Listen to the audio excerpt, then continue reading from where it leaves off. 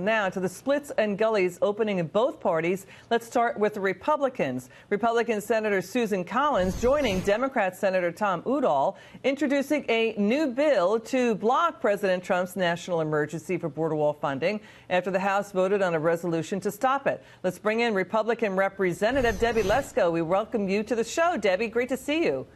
Thanks for having me. So you serve on both the Homeland Security and the Judiciary Committees. What's your reaction to this pushback by Republicans here? Well, you know, I totally support President Trump. I live in a border state, Arizona, and I've been down to the border. So there is a crisis at our border. I've spoken to Border Patrol agents, the boots on the ground, and officials. They have said there's a crisis at the border, and they have also said that a fence is needed as part of the solution. So, you know, there may be some Republicans in the Senate that are pushing back at the president. I certainly am not. I'm totally supportive. I know there's a national emergency, and the president's #1 responsibility to our citizens is to protect us, and that's exactly what he's doing. Congresswoman, Republican Lisa Murkowski and also Lamar Alexander are pushing back too. They're saying this is taking money away from the Pentagon needs and they're prioritizing Congress's power of the purse here. Does this weaken the Republicans' position on tough border security?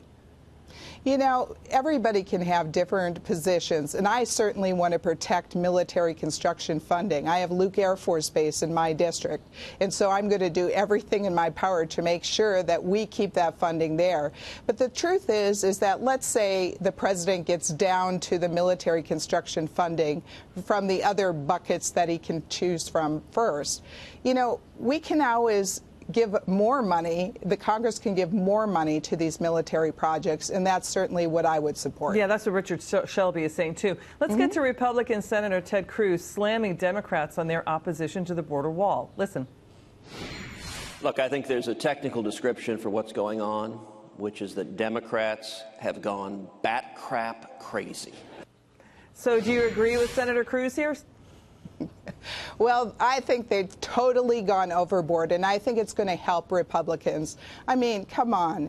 They are now advocating for illegal aliens over U.S. citizens. It is becoming clearer and clearer to me.